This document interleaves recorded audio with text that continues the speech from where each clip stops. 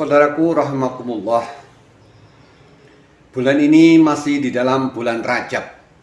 Insya Allah 7 hari lagi bulan Rajab berakhir. Bagi saudara muslim yang belum melaksanakan puasa Rajab masih punya kesempatan. Saudaraku rahimakumullah, memori yang paling diingat oleh saudara-saudara muslim di dalam bulan Rajab adalah peristiwa Isra Mi'raj. Rasulullah Shallallahu Alaihi Wasallam di-Isra Mi'rajkan oleh Allah Subhanahu Wa Taala di dalam tanggal 27 Rajab. Di dalam Al-Quran tertuang di dalam surat Al-Isra ayat yang pertama. Allah berfirman, Subhanalladzi asra bi'abdihi laylam minal masjidil haram ilal masjidil aqsal ladzi barakna haulahu linuriyahu min ayatina innahu huwas samiul basir. Di dalam ayat tersebut Allah mengangkat Muhammad Sallallahu Alaihi Wasallam dalam sebuah perjalanan malam, yang inti dari Isra Mi'raj adalah di samping perintah melaksanakan sholat, yaitu ada juga perintah al-hijamah atau bekam. Di dalam surat An-Najm ayat 13, 14, dan 15 juga membuktikan bahwa Allah mengangkat Muhammad untuk bertemu di Sidratil Muntaha. Surat An-Najm ayat 13 berfirman, walaqad ra'a naslatan ukhra, dan sesungguhnya Muhammad telah melihat Jibril saat itu dalam keadaan rupa yang asli pada waktu yang lain. Ayat yang ke-14, inda sidratil muntaha, yaitu di Sidratil Muntaha.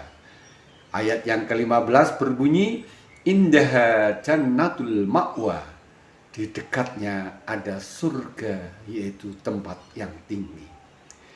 Kedua surat ini menunjukkan bahwa Nabi besar Muhammad Sallallahu Alaihi Wasallam mendapatkan perintah langsung oleh Allah, yaitu di Sidratil Muntaha.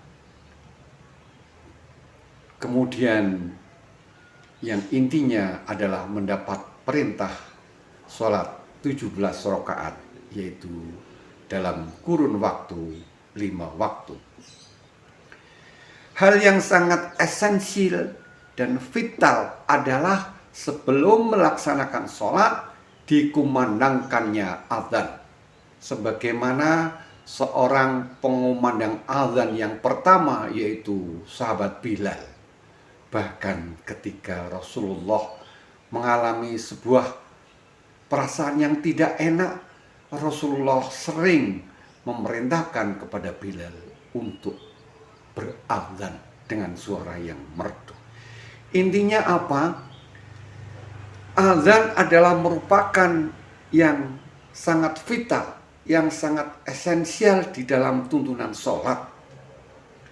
Kemudian azan adalah merupakan hal yang sakral, memanggil hamba Allah untuk bersujud, melaksanakan sholat, menghadap kepada Allah dengan kontribusi lillahi ta'ala, dengan niatan menghadap Allah Subhanahu Wa Ta'ala dengan berkomunikasi yang sangat-sangat sakral.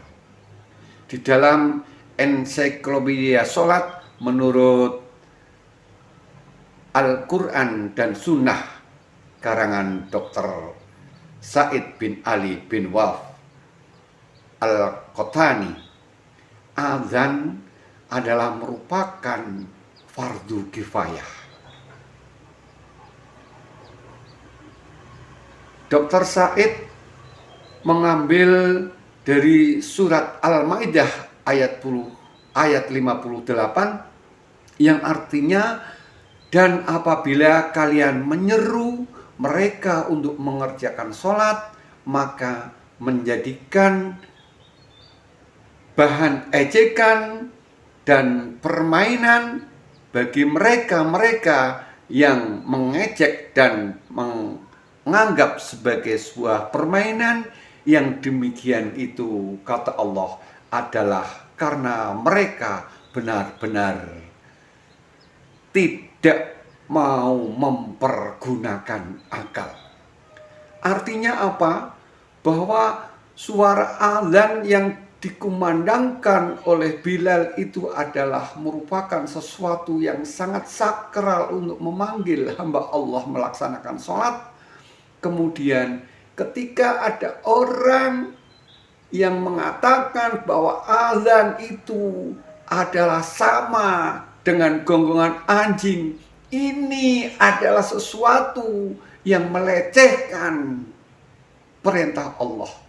Azan sekaligus adalah panggilan Allah untuk melaksanakan sholat menghadap kepada Allah, tetapi sementara ada orang yang melecehkan azan seperti gonggongan anjing.